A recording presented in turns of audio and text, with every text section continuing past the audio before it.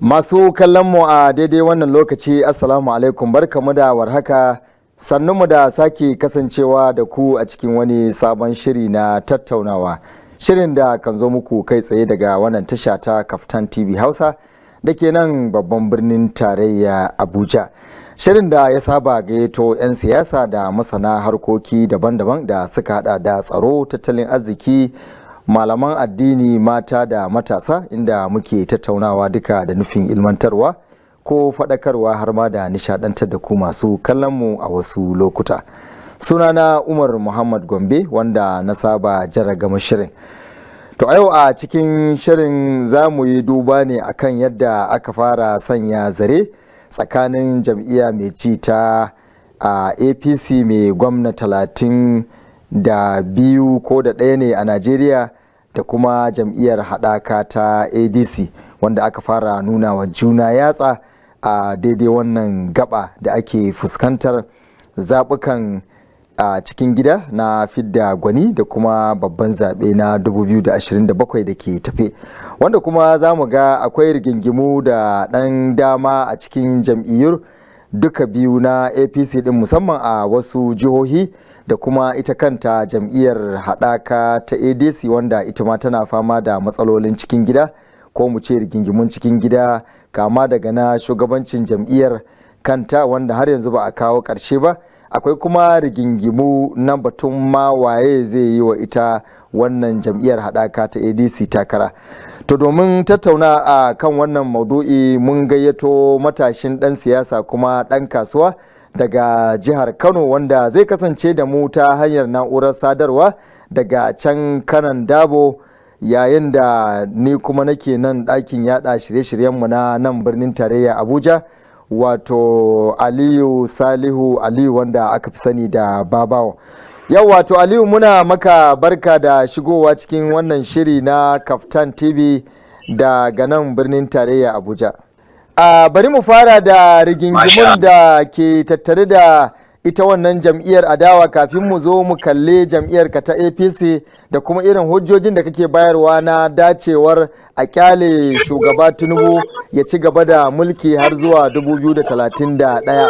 Bari akwai kuma rigingimu na siyasa ma a jihar Kano, wanda su ma in lokaci ya bamu za mu taba su.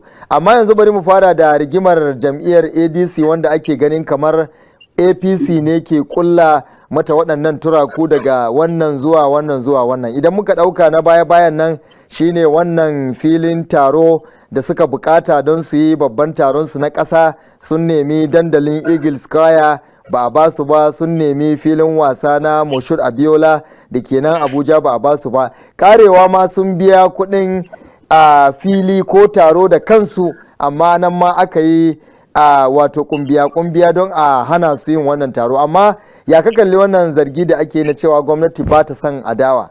A'udhu billahi minash shaitanir rajim, bismillahir rahmanir rahim. Ai Alhaji Umar, duk gwamnatin duniya ce ba ta so ba, amma tana buƙatar adawa mai tsafta. Sannan batun da aka ce wai ko an hana su filin taro Eagle Square ko an yi waye, akwai dalilai da ya sa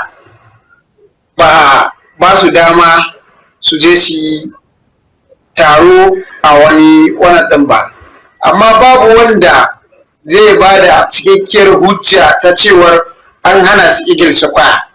Sannan kuma kana ji na? Ina jinka. Sannan su da kansu suke faɗa fa ƙasa ba tsaro. To ya kamata a ce lokacin da za su yi taron nan su kawo takarda su sanar da za su yi taro ranar kaza domin mu ba su cikakken tsaro. To su da kansu ma bai haɗu ba, rigingimu ne a tsakaninsu. Shin in an ba su filin taro su yi taro, a tsakaninsu wata tarzoma ta faru, suka tada wani rikici wanda rikicin ya yi ƙarfi, shin kana tunanin wace gwamnati za a tuhuma? Su dai yanzu ba gwamnati ba.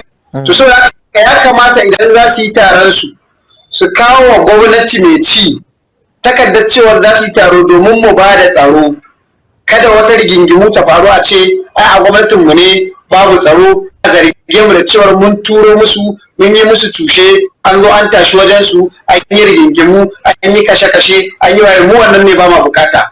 Mu kasar mu muna so mu samu ingantaccen tsaro, kuma abin da Bola Ahmed Tinubu yake ta kokari kenan, kuma ana gani ba wai a bakin muke ido, muna ta kokarin ya za a yi tsaro ya inganta, kuma tsaron yana inganta, muna ganin sa. To amma a Aji Aliyu, wasu za su ga cewa ai kusan kowace jam'iyya akwai irin waɗannan rigingimu na cikin gida, ba sabon abu bane ba a ga jam'iyyu suna ɗan irin wannan rigima, wani ya ce shine shugaba, wannan ya ja nan, wannan ya ja nan. Me abin tsoro na a basu dandalin Eagle Square su yi taron su tashi lafiya kamar yadda kuma kuka yi naku a wannan dandali? Akwai waɗannan rigingimu kamar ba sabon abu bane ba a cikin jam'iyyu, a rinka samun ja'in ja, wannan yayi nan wannan yayi nan, cewa ni ne shugaba, wance ya ce a ni ne sahihin shugaba. Wannan duka ba wata matsala bace a harkar siyasa da ma hidimar jam'iyyu. Wannan ai ruwan dare ne, me yasa ake shakkar a basu wannan dandali na Eagle Square ko na babban filin wasa, kamar yadda kuma kuka yi taron ku a dandalin Eagle Square kuma kuka tashi lafiya? Ai mu ko da akwai rigingimu a cikin jam'iyyar APC, amma rigingimun mu masu fahimtar juna ne, amma su har yanzu ba su tsaya ma sun santa kansu ba, barantana a basu wata mafaka da za su yi taro, ba su ma yadda da junansu ba. Isu ma suna iya yin taro su tura wa junansu mutane a yi rigima. So kagan aka yi rigima ba za a kalli gwamnatin da ba a dora ba, gwamnatin da take ci za a kalla, a ce dan me yasa bata ba da tsaro ba, dama babu tsaro, an insecurity ya yawa. To shine dalilin da yasa mu kuma gwamnatin mu komai tana yin sa ne a tsare. Ko kai yanzu dai Umar, in dai za ka yi wani taro mai mahimmanci, in dai kanku ya haɗu, ba kanku a rarraba yake ba zaman munafurci ake ba, kowa ya yarda da kowa, za mu iya ba ku guri wanda za ku yi taro. To amma su duk wannan abubuwan ba su yarda da kansu ba, sannan shirin da suke yi kowa ta ciki na ciki, kowa shugabanci yake bukata, kowanne ya ce shi ne shi. To ta yaya kansu zai haɗu? Ta yaya za ka ba su guri da za a haɗu a ce za a zauna a yi wani zama? In ka ba su guri, ka ba su mafaka ne da za a zo a yi rigima, a yi mummunar rigima, kuma rigima an san, ka san farkon ta lokacin da aka haɗa ta, ba a san ƙarshen ta ba. Saboda haka dole in suna buƙatar gwamnati ta shiga ta ba su, dole sai sun zauna sun yi zaman sulhu, sun fidda wane ne ma shugaba a cikinsu. Domin ADC har yanzu ma ba ta ma da shugaban jam'iyya, wannan ya ce shine, wannan ya ce shine. Ko baka ga taron da aka yi ba, wani ma ya ce an yi taro, amma su ba tare da yardar su ba, su ba su ma san wannan taron ba, saboda haka ba su yarda da shi ba. To amma wannan Nafiu Bala da ke ja'in ja din, ai an riga ma an ayyana cewa an kore shi a wannan babban taro. To a ina zai kawo ƙarshen matsalar? Ka taɓa ganin shugaba yana cikin shugabancinsa kawai za a kore shi kai tsaye ba tare da wasu hujjoji ba? Menene hujjojinsu na korarsa? Su ba suka kafa jam'iyyar, su suka yi jam'iyyar wahala, yanzu kuma kawai shi kenan saboda wasu sun shigo cikinta kawai sai a ce an kore shi. Menene hujjarsu na korarsa? Ba su da hujja. Da kan zama ya faɗa, ya ce su kawo hujja, ya ce duk taron da za su yi, in za su yi taro 1000, su ba su yarda ba halalacin taro ba ne ba, dole sai sun zo sun zama shi ne shugaban jam'iyya, saboda haka da shi za a zauna a tattauna duk wani abu da ake tunanin za a tattauna.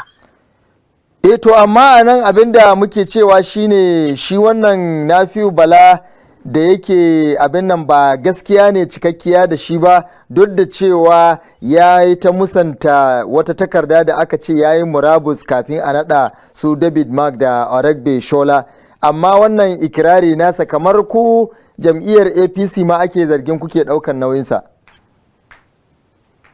A'a, wa ya dauki nauyinsa? Yana jam'iyyarsa, muna jam'iyyar mu. To mu za mu so mu kawo rikici cikin jam'iyyar mu ne? Jam'iyyar mu daban, jam'iyyarsa daban. Gani yayi ba za a yi masa adalci ba, ya yi wahala da jam'iyya. Sannan da ake cewa ya rubuta takarda ta murabus, baka ji abin da ya ce ba shi ma? Ya ce a kawo takardar da ya rubuta. Wa ya rubuta wa ita kuma? Har yanzu sun kasa kawo isu ba su kawo ta ba. To mu je ga batun takarkari da ake ta kokari ana ganin cewa kamar mutanen Peter Obi da Kwankwaso sun yi kakkausar maganganu akan ko kausasan maganganu akan shi tsohon mataimakin shugaban kasa Atiku Abubakar, shi ma kuma ya tafi a Rise TV ya je ya nuna cewa shine ya fi dacewa a bashi dama ya jagoranci Najeriya a wannan karo. Kamar kai da kake ikirarin cewa mulki ya koma kudu, idan Peter Obi ya samu wannan tikiti ba shine za a yi balansin na kudu ma ta zo ta ƙara shekara hudu a kan shekara hudun farko ta Tinubu, shikenan sai mulki ya sake dawa arewa. To ai mu ba mu gama namu ba. Bola Ahmed Tinubu bai gama tenuwarsa ba, dole sai ya gama. Sannan jam'iyyar mu bata gama ba, sai su jira. In jam'iyyar tamu ma ta gama, Bola Ahmed Tinubu ya gama, shi zai kuma ƙara naɗa wani wanda yake, saboda ai bari ka jin gaya maka su ba su ma shirin cin zaɓe ba. Kamar yadda na gaya maka, rigima ce cikakkiya a cikin jam'iyyar. Dole sai sun zauna. Ka taba ganin wanda yake da rigima a cikin gidansa ya ci nasara a wani abu? Ai ba a cin nasara sai da haɗin kai, sai da fahimtar juna. So mu kuma a cikin jam'iyyarmu ta APC, shugabanmu Bola Ahmed Tinubu ya haɗa kanmu, saboda haka mun fahimci duk inda ya dosa ya sa gaba, saboda haka dole ne a bar shi ya ƙarasa tenuwarsa kamar yadda muka bar wannan namu ɗan arewa ya ƙarasa. Muna shan wahala, muna jibi, muna zufa, wasu suna mutuwa, aka ce a bar shi ya ƙarasa, a yi haƙuri. Amma ai wannan ba wahala ba kai wannan karan da ake ciki ba. Injuwa, yanzu ka ga mun waye mutu a cikin wannan tafiyar da ake yi, waye mutu saboda yunwa? Ka gaya min shi wanda ya mutu saboda yunwa. A zamanin waccan tsohuwar gwamnatin, tafasa ake cira a ji a dafa a ci da rai daure. To a wannan gwamnatin ka gaya min wanda yake ciro tafasa ko rai daure yake ci. Amma wannan gwamnatin kuna jin daɗi, kuma al'amura sun yi tsada na rayuwa sosai ga talaka. Amma ba al'amura sun yi tsada a zamanin waccan gwamnatin. In ka kalli nawa ake sai da buhun shinkafa, ka kalli zamanin wannan gwamnatin ka ga nawa ake sai da buhun shinkafa, rabawa biyu fa kai fa. Yanzu in ina gaya maka ka je kasuwa ka ji buhun shinkafa 51,000 ne, 51,500. A zamanin waccan gwamnatin ko ana sai da buhun shinkafa 125,000 ake sayar da shi. To ka gaya min wace shi aka samu ci gaba? Wanne ya samu ci gaba? Yanzu cewa dai duk wannan haɗaka da aka haɗa manya-manyan jigogi na siyasa 'yan adawa ba za su iya kada shugaba Tinubu ba. To ta yana za su iya?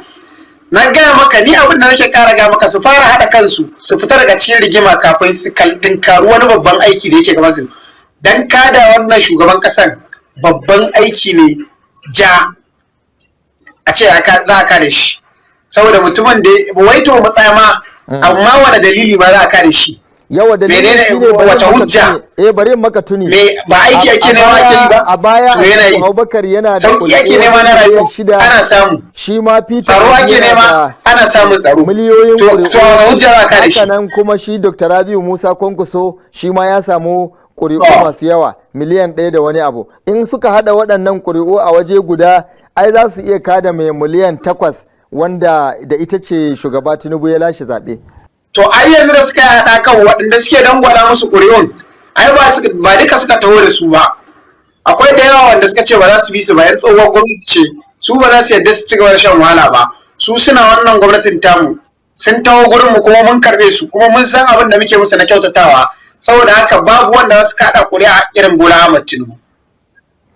To kafin in je da kai jihar Kano, bari mu kalli wata takaddama da ta taso inda ake ganin a gyaran fuska da aka yi wa dokokin zaɓe an yi kitso da kwarkwata, domin akwai dokokin da aka saka cewa ko da mutum ya lashe zaɓe da jabirin takarda na makarantar bogi, to in har ya lashe zaɓe to ba za a iya cire shi ba. Sa'annan kuma ko da mutum ya taɓa yin kurkuku an yanke masa hukunci, zai iya dawowa ya yi takara kuma jama'a su zaɓe shi. Wannan ana ganin kamar cin mutuncin demokuraɗiyya ne da shugaba Tinubu ya yi har ya rattaba wa dokar hannu. A'a, ba cin mutuncin demokuraɗiyya ba ne ba. Me yasa tun da farko da ya fito zaɓe tun daga matakin firamare election har aka yi firamare election ya gama zagayawa kamfen ɗinsa duk ba a gano takaddunsa jabu ne ba a gano ba shi da ingantaccen takardu ba har sai da aka je secondary election aka zaɓe shi sannan sai a ce a wannan takaddunsa jabu ne. Ai an zo da rashin adalci tun farkon tirran gini aka ci tirran zane. Ai idan aka yi masa haka ba a yi masa adalci ba. Shi Bola Ahmed Tinubu na ga maka harkar adalci yake cikin ta baya cin harkar zalunci. Kuma duk wanda kaga yake ya fito yayin wannan abun aka ce an zabe shi ai ba takardar ka ce za ta yi aiki ba, kyan halinka ne da jajircewa ka kai wa al'umma aiki. Saboda haka takardar ka ba ta aiki ba, takardar ka aje take. To amma dai baka kamar watakila idan har mutum ya shiga ofis a irin wannan da rashin gaskiya kamar ba zai yi kuma abin da ya dace ba idan ya samu damar. Ai rashin ingantaccen takarda ba shine ke nuna cewa mutum bai da gaskiya ba. Baka san akwai kasashen duniya kusan nan ya ce maka wanda suke juya ta ma ba su da takardu. Wani za a gan shi yana da kamfani kaza amma menene a makaranta ma saboda rashin ingancin takardunsa korarsa akai kuma sannan ya zo ya yi abin da su Bill Gates da suna nan da yawa har da Bill Gates ma a ciki. To ka gani kai da kanka ma ka fada to kuma gashi gwamnati ce take bin sa har yake tallafa wa gwamnati. To saboda haka rashin ingancin takardunka ba shine yake nuna cewa baka da gaskiya ba. So idan na fahimce ka wannan doka dai tana nan a matsayin adalci idan ana so a kalubalanci mutum kafin ya zama a kalubalance shi amma bayan al'umma sun zaɓe shi kuma koda an taɓa ɗaure shi a kurkuku zai iya fitowa ya yi takara. Yawwa koda an taɓa ɗaure ka a kurkuku to ya danganta da laifin da kai wani laifi ma kai sannan aka kai kama kurkukun sannan aka ɗaure ka. Wani laifi kai su tsohon shugaban ƙasa mai rasuwa duk ba ɗaure sa kurkukun ba ne ba? Ba ɗaure sa kurkukun ba kuma har ya gama shugabancinsa ai an ce kawo takaddunsa an ga takaddun nasa ai ba gan su ba har ya gama to waye mai kansil zabansa ya ci gaba da shugabanci haka duk da shi ba ma daɗi muka ji ba. So idan na fahimce ka wannan ba wani abin cece kuce bane da yanzu kamar 'yan adawa suka ɗauki abin a matsayin wani abu da zai kawo cikas ga demokradiyya. A wannan ba wani abu bane ba kawai suka ce irin ta 'yan siyasa da son zuciyarsu sun rasa mata yadda za su yi su bata shugaban kasa saboda haka za su ce bari mu fara su kasa ta nan bangaren. Na'am, to bari mu je jihar ka ta Kano wanda akwai gagarumar rigima ta cikin gida da a nan gurin kana cewa jam'iyyar haɗaka ce ta ADC ke da rigima cikin gida. A Kano ana nan an kasa ma naɗa deputy gwamna bayan murabus ɗin da shi AA Gwarzo wato ya yi a kwanakin baya. Na'am. To, a Kano ana cewa an kasa naɗa dubuti gwamna ba kawai naɗawa. Ka san mu gwamnan mu mai adalci ne. Gwamnan mu mai hangen nesa ne. Baya buƙatar ya naɗa wanda za a yi je ka dawo.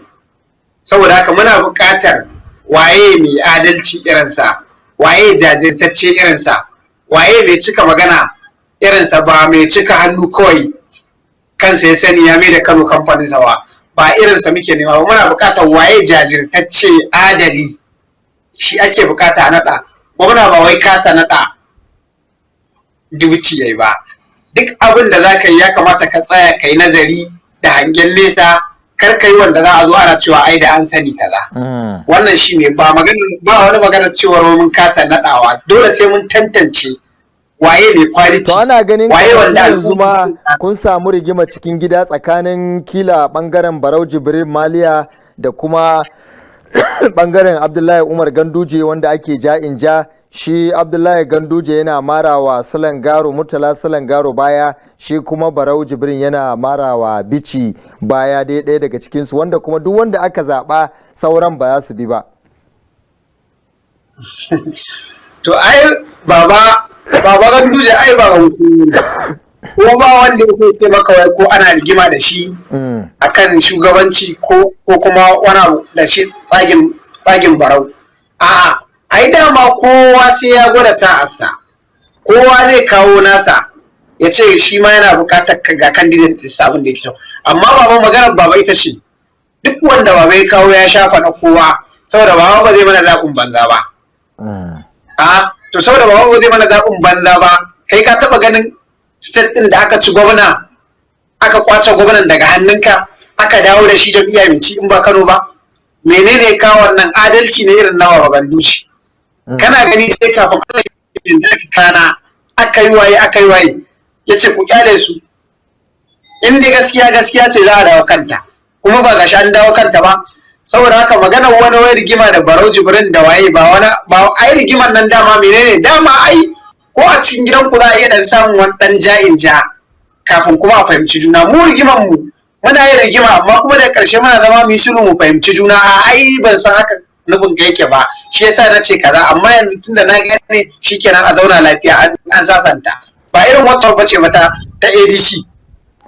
To a yanzu da ake fuskantar zaɓuka na 2027, ya kake hasashen yadda Kano za ta iya kasancewa don ga Dr. Rabiu Kwankwaso ya jaye ma ɓangaren gawuna, ana ta farautar ma kuma Malam Shekarau ma zai dawo ita wannan jam'iyyar ta ADC, ga su tsohon gwamna Kabiru Gaya. Ta ina kake ganin za ku kutsa har ku dawo a karo na biyu? A insha Allah muka mun ci zabe ne an gama, domin me ni ba na kallon gawuna ya tafi gurin injiniya Rabi Musa Kwankwaso, ba na kallon Malam Ibrahim Shekarau, ba na kallon Kabir Gaya. Dama wannan duk gidansu daya. Duk gidansu daya kuma suka fita suka karkasu kuma suka dawo yanzu guri daya. To dawo wasu guri daya ba zai mana komai ba. Za mu ci zaɓe da yadda Allah. Ni nake gaya maka kuma sannan da suka fita suka tafin, to da su suka tafi. Su kadai suka tafi. Ka nuna ma a su nuna. Kwankwaso za a ce shi kadai ne? A'a.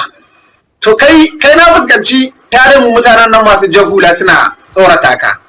To ka Abba Kabir Yusuf baka gan shi da jahula ba? Da jahula a kansa.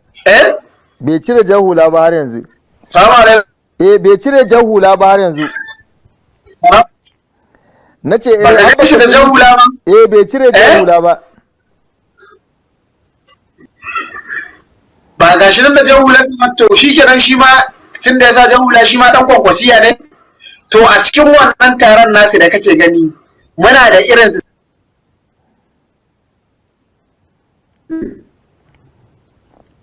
To ina jin kamar yawa, kuna da irinsu da yawa? A ciki muna da irinsu da yawa, da jajayen hularsu, da wanda sai ranar zaɓe za ka tantance. Ai ba za mu bari ma gwamna ya cire jan hula ba, mun ce ci gaba da sa jan hularsa. Kuma kwamishinoni ma su ci gaba da sa jajayen hularsu. To amma sai ranar zaɓe za a ga kuma aiki. Amma ya kake kallon masu jingina wa shi gwamna Abba Kabir kalma ta butulci da ya yi wa Kwankwaso, tunda ya ɗauko shi tun daga scratch ma ya mai da shi ɗan siyasa har ya tsaida shi takara har ya zama gwamna. Wannan ya ka kalli butulcin kai da kalmar da ake cewa ta butulci? A'a ba butulci ba ne ba. To menene? Abokin aikinsa ne dama. Abokin aikinsa ne dama, tare suke aiki, amma gargace ya masa butulci. Abokin aikinsa ne, tare suke aiki, yana taimaka masa, shi ma yana taimaka masa. Saboda yanzu kuma ya zo da wani layi da ba zai iya bai ce a'a ni yanzu ni ne shugaba kuma ga layin da nake so a bi. Domin idan abu ya ɓaci ba kai za a tuhuma ba, ni za a tuhuma. Zai ce a'a shi ga yake ya ce to kowa shikenan, sai ya ce ba zai iya ba sai ya tafi. Saboda haka abokin aikinsa ne, ba kuma butulci ba. In butulci ne shi ma ai ya rabu da masu gidajensa. To shi ma sai a ce mutunci ya musu kwarai da gaske. Kamar su Musa Gwada da Aidin ba, kamar su Musa Gwada ne, Sirimi, Allah ya ji kansa, duk masu gidansa ne, kuma ya rabu da su. Kuma wasu suna cewa an baka manta ba ko lokacin da muna jin ka. In baka manta ba akwai lokacin da Rimi Allah ya ji kansa yana da rai. Dr. Rabi Musa Kwankwaso ne wani taro ya ce leman ma sai ya faffasa ta. Kuma mai gidansa ne, shi ya kawo shi ya zama gwamna. Haka ne. Ai ba butulce ba, sun gama gari kawai. To ya kake kallon makomar matasa a harkokin siyasa nan gaba musamman na jihohi da na tarayya?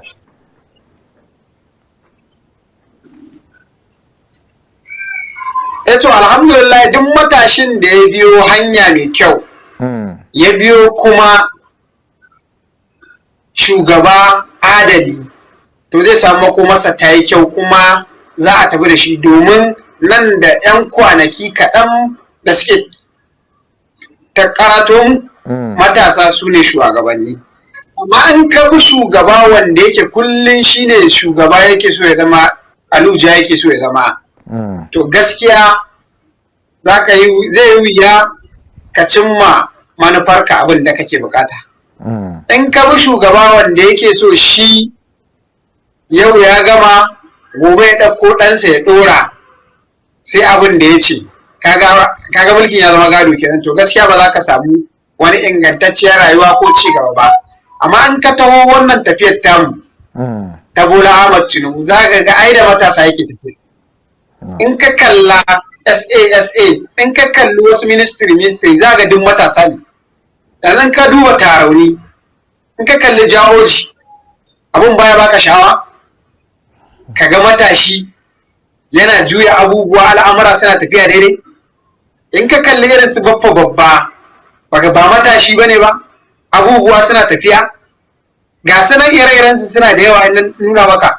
To shi yasa a Kano mu ma yanzu matashi muke so gwamna ya ɗora, wato Murtala Silangaro. Kaga shi ma matashi ne na matasa. Shi wato abin da 'yan jam'iyyar a naɗa Murtala Silangaro a matsayin mataimakin gwamna. To ba ni kadai ba ma 'yan ma jihar Kano ma, duk wani matashi da yake jihar Kano mai faɗa aji da kuma wanda zai je kaɗa ƙuri'a zai gaya maka yana buƙatar a ɗora Murtala Silangaro a kan dubuti gwamna, domin shi ne ya cancanta. Mun ga ya ƙara yi kuma mun ga yadda yake tafiya da wasa da abubuwa na ci gaba na rayuwa. Saboda haka mu gwamnatinmu ta matasa ce, domin muna buƙatar matasa su samu ci gaba, matasa da suke ofishoshi na gwamnati da matasa da suke kasuwanci, don su ƙara samun ci gaba da wayewar abubuwa, ba kullum a dinga ɗora mana tsofaffi ana dakile mu ba, domin ƙasashen duniya ma da suka ci gaba da matasa suka ci gaba. To Mala Salihu Aliyu, muna godiya kwarai da gaske. Ban sani ba ko kana da wani sako wanda ban tambaye ka ba da za ka yi isarwa a wannan gaba kafin mu naɗe tabarmar shirin. Kawai sakona shine sakona ga 'yan Najeriya.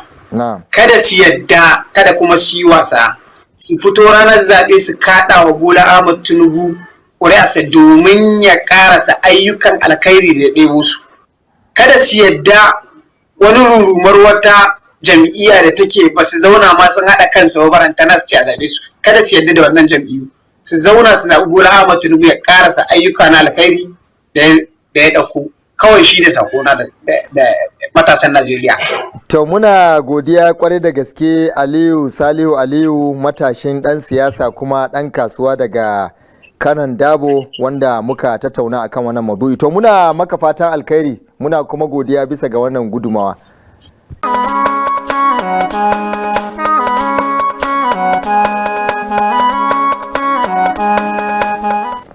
To haka yake masu kallon mu, barkamu da dawowa daga wannan hutu na rabin lokaci. Mun tattauna da matashin ɗan siyasa kuma ɗan kasuwa daga jihar Kano, wato Salihu Aliyu, inda yake daga birnin Dabo. Muke nan kuma ɗakin yada shirye-shiryenmu da ke nan Abuja a nan Kaftan TV. To a yanzu kuma a cikin ɗakin yada shirye-shiryen namu kai tsaye muna tare da ɗan siyasa ne kuma shugaban Kanawa 44 local gaman mazauna Abuja, wato Sanusi Mustapha ɗan Alhaji, wanda za mu kalli wannan maudu'i da muka tattauna da shi Salihu Aliyu, wato akan an sa zare tsakanin jam'iyyar APC da kuma ADC a waɗannan zaɓuka na 2027 da muke fuskanta. To za mu ji irin yadda shi a ɗan Alhaji ko Sanusi Mustapha ɗan Alhaji yake kallon kalaman shi Aliyu Salihu Aliyu a daidai wannan gaba. To a Honorable Sanusi Mustapha ɗan Alhaji, barka da shigowa. To madalla. Baka faɗi jam'iyyata ba. To jam'iyyar ka ta Kwankwasiya yanzu ta narke a cikin haɗaka ta wato jam'iyyar ADC, wato mu ce daga NNPP ne zuwa jam'iyyar ADC na adawa. To mu fara kallon rigingimun da suka barke kafin babban taro da kuka yi a nan Abuja har zuwa taron, kamar yadda shi Aliyu Salihu Aliyu ke cewa ai tun da ba ku jituwa bai kamata a ba ku wannan dandalin Eagle Square ko kuma filin taro na ƙasa wanda in kun zub da jini a gun gwamnati za ta zama ita ce mai alhaki ko ita za a tuhuma da abin da ya faru.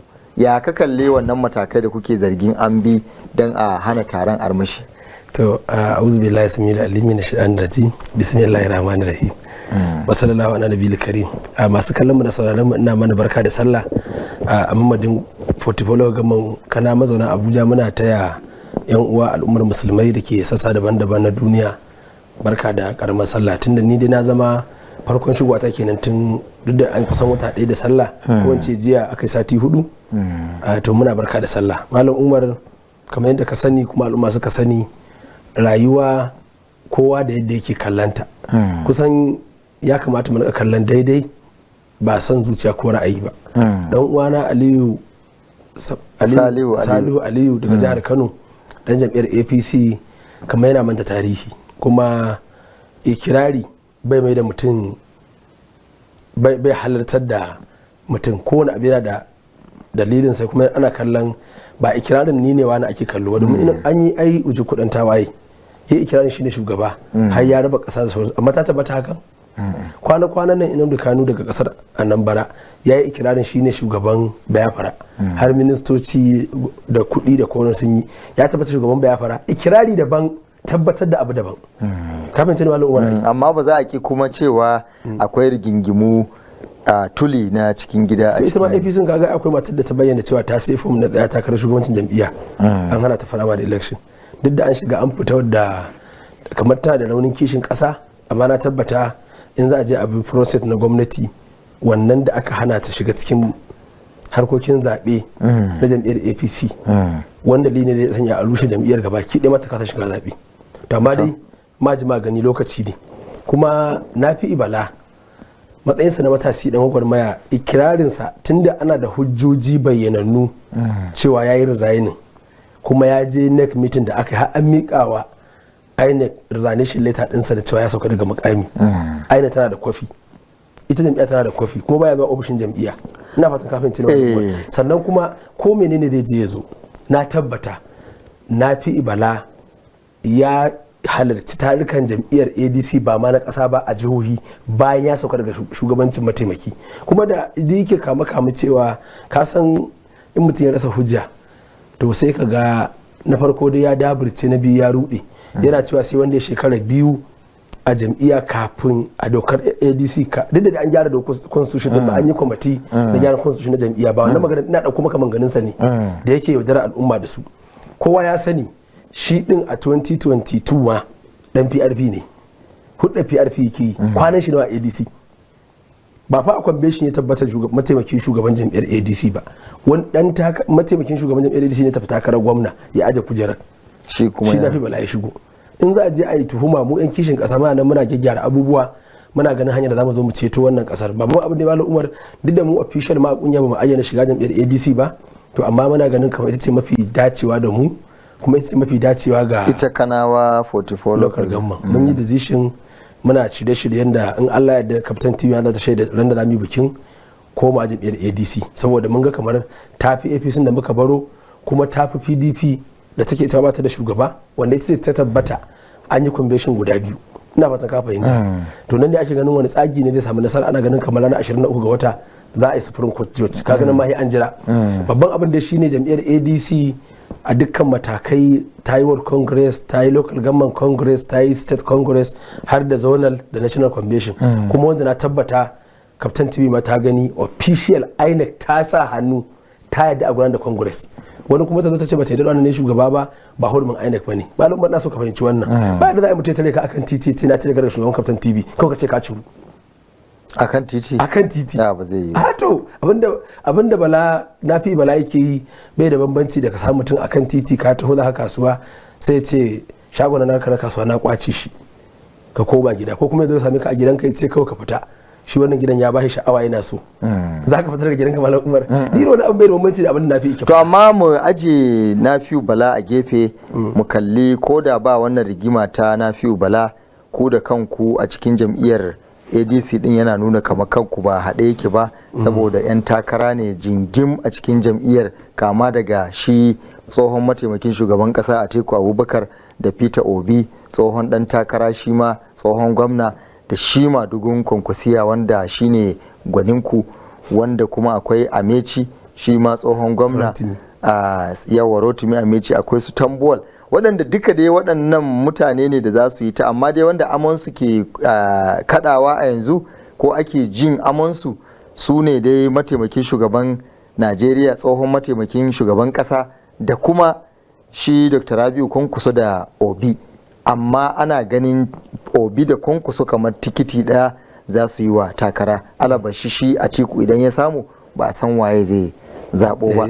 Wannan ba matsala ba ce da tafi ta wannan Nafi'u Bala ta rigima shugabanci? Ba matsala a jam'iyyar ADC Malam Umar a matakin ƙasa, kuma na tabbata wannan abin da ya faru na haɗa Atiku Abubakar, Rabi'u Musa Kwankwaso, Peter Obi, Amechi a guri ɗaya addu'a ce da Allah ya ansa ta 'yan Najeriya. Saboda kullum muna kallon haɗin kai a matsayin tafarkin nasara. Kawai Atiku jiya ya wuni a gidan Kwankwaso jiya Juma'a. Jiyan nan fa Malam Umar ana magana 16 ga wata ne na wannan wata. Har yanzu ba a cika awa 24 ba. A gidan Kwankwaso ya wuni daga sallar Juma'a suka je suka tattauna. Kowa ya sani bayan ya dawo daga jihar Kano shi Kwankwaso ya shiga jam'iyyar ADC. Atiku ne mutumin da ya fara zuwa lalemar habin. Kafin kuma ya shiga ADC shi ma Kwankwaso an gan shi ya je gidan wazirin Adamawa Atiku Abubakar a gidansa a nan Abuja. An ga Peter Obi a gidan Kwankwaso, an ga Kwankwaso a gidan Peter Obi, an ga Amechi a gidan Kwankwaso, an ga Kwankwaso a gidan Amechi, an ga Dabbin Mark a gidan Kwankwaso, an ga Kwankwaso a gidan Dabbin Mark. Amma maganganun su kuma suna cin karo da tafiya maganganun su. Ba wanda ya aina kanshi a takara. An tambayi Kwankwaso, ya za ka takara? Ya ce a yanzu haɗa jam'iyya muke tukunna. Ya ce ibi ko ya ce a'a. An tambayi Atiku, za ka yi takara? Shi ma Atiku a farkon interview ya ce yanzu magana ake ta haɗa jam'iyya. Har ma an zo leshe a Rise TV da interview na kusan awa daya cewa hayyana da popularity, kuma in yayi takarar ma aji ta karshe bai ce lalle ba abin da na rashin takara ba, kuma ya yarda da cewa za a yi maslaha a matakin farko, sai in bata yi ba sannan aje a yi firamare da firamare da ake ka fahimci Malam Umar. Kaga dai yana da dama kowanne a cikin ka'idar jam'iyyar, kuma kowanne ya aminta. Yan takarar nan da ake sa rai dai mutum 4 ne ko 3, kana maganar Amechi, Peter Obi, Kwankwaso da Atiku.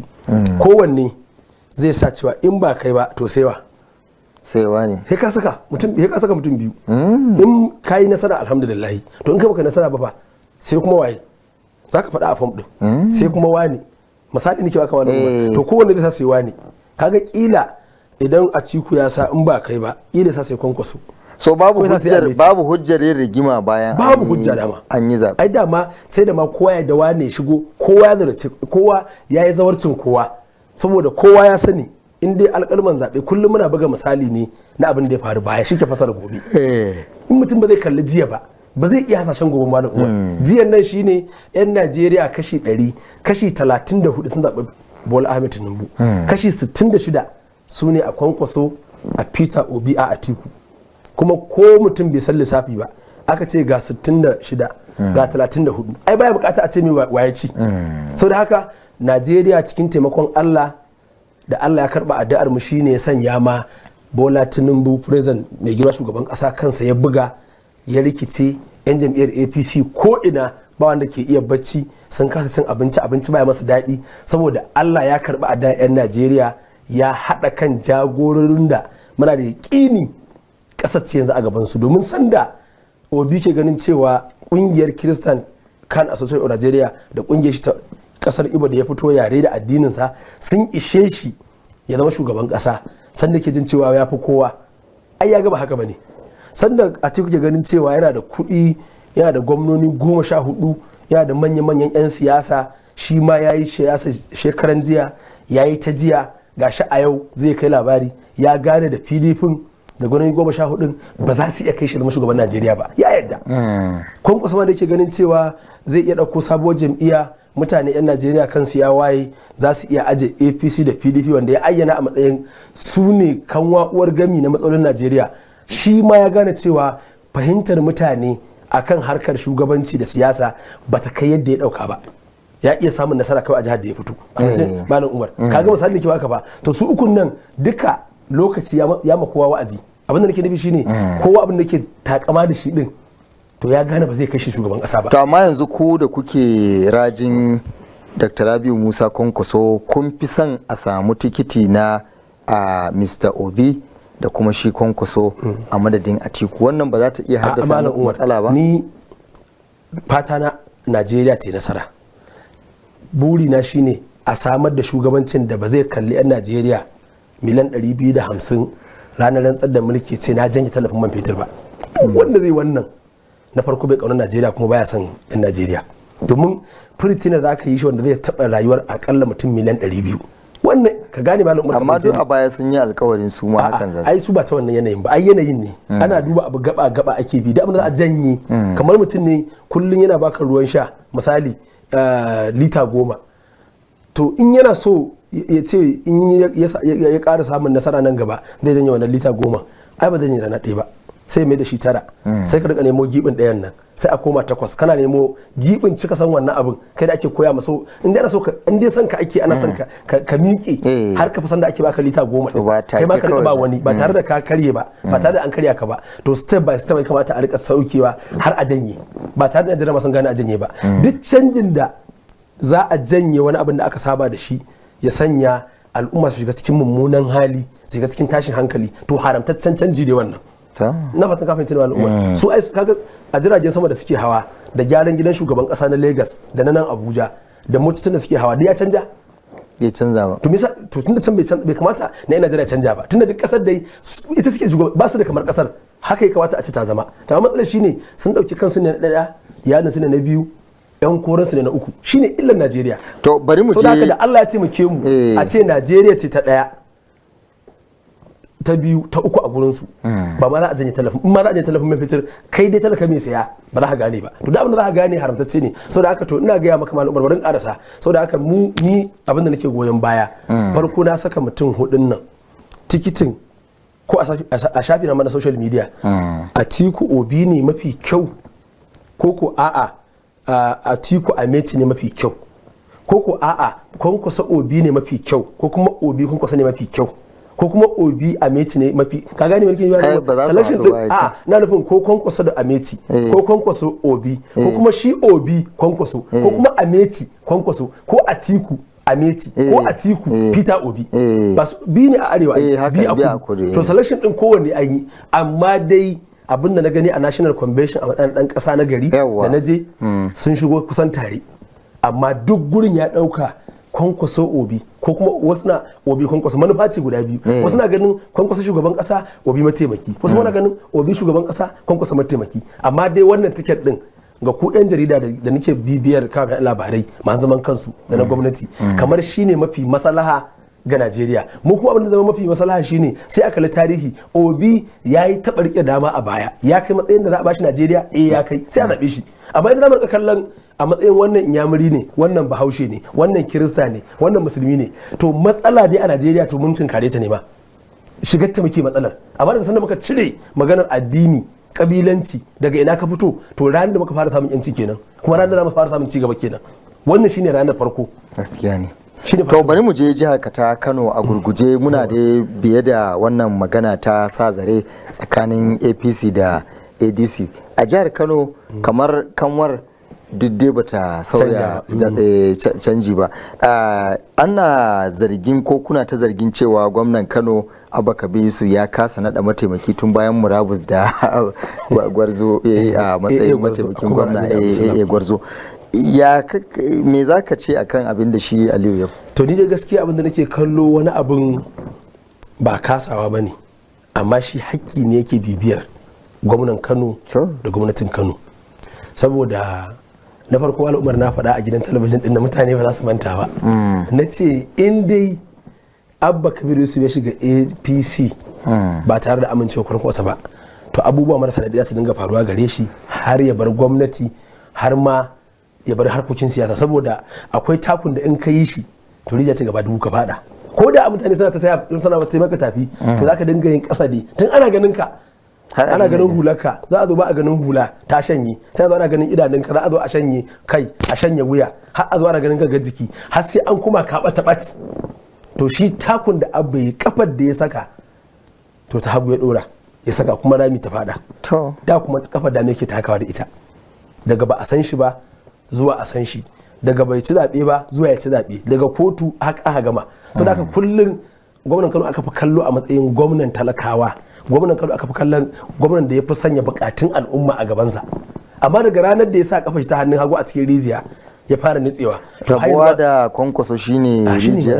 To ai Malam Umar kowa ya sani ba yana faɗa ba, inda ba Kwankwaso Abba ko take ba zai iya saya ba, tiket din gwamna ba zai iya saya ba. To amma an ce shi mataimakin gwamna AA Gwarzo, Kwamar Aminu Salamu Gwarzo, Allah ya ƙara masa lafiya, Malam Umar mutumin kirki ne, alhakinsa kadai domin shi ya ba wa gwamnatin kariya, albarkarsa take tare da gwamnatin Kano, domin ya fi kowa a gwamnatin cancanta. Saboda ya kiya bi ba wannan ba maganar ra'ayin su, ai wannan ra'ayi ne na ina son in bi Umar Gombe, a ina so in buwa ne, ina so ba wannan ba. Shi Kwamar shine a cikin cabinet din gwamnati na farko, shi ya girma kowa a shekarun haihuwa. Ya mafi gwamna.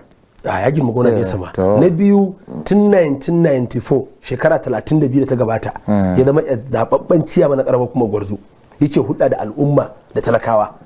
Shi kuma Abba bai taba shiga zaɓe ba sai 2023 shekara uku baya, shi kuma na shekara 32 baya 32 yana jagorantar al'umma na karamar hukuma. Misali ba nake baka, farkon farawarsa kenan, sannan ya yi shugabancin ma'aikata na fadar gwamnati, ya yi kwamishina, ya ƙara yin ciyaman, ya yi algon ciyaman, har ya riƙe kwamishina na National Assembly Service Commission a matakin federal government, da sauran makamai da ya riƙe shugabancin kwalejin ilimi ta Kwantagora a jihar Niger, Federal College of Education ce.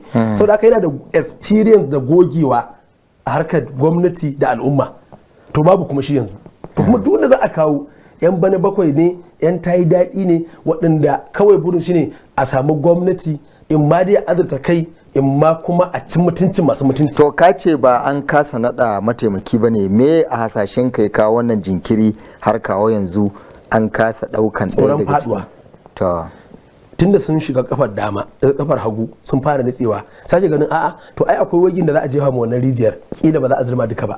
Ka fahimci da samun Malam Umar, faduwa zaben da ake gani a 2027 yana ƙara bayyana a gurin gwamna, tun wasu na kallon yiwuwar faduwa zaben kashi 90 ne nasararsa ce, 10 ne yiwuwar faduwa a gurin mutane, har ta kai yanzu an koma 2080 faduwarsa kashi 20 nasararsa 80, an je an dawo ta juya, yanzu yiwuwar ya ci zaɓe a Kano shine kashi 10, shi kuma kashi 10 na kaddara Allah ne, saboda ba za ka rufe kofar ba matsayinka na musulmi, amma a lissafin siyasa shi zai fara zaɓe ne 100%, ba zai ci zaɓen gwamna ba. Sau da to wannan ake ganin tunda ba zai ci ba, shi baya da ba zai ci ba, to me zai ci zaɓe, yake ganin cewa ba zai ɗauko 'yan tsohuwar APC kila in ya jawo ɗaya daga cikinsu ya taya shi canja wancan alƙalamin faɗuwa ɗin. Ka fahimci na sami Malam Umar, ai sun da ke kwankwasiya ana ganin ba zai faɗi zaɓe ba, kawai shi ne ba zai faɗi cin zaɓe a gwamna. To yanzu kuma ya koma APC, shi a gurin gwamna a kwankwasiya in ya ci za a ƙwace, a APC kuma ko bai ci ba za a kwato masa, ka gane me a lissafin gwamna. To amma yanzu ne nake ga maka gwargwar shine waccan tunkarar faduwar waigi ake so a jefa mata, to sai ake ganin za a dauko to a jefa mata waigi.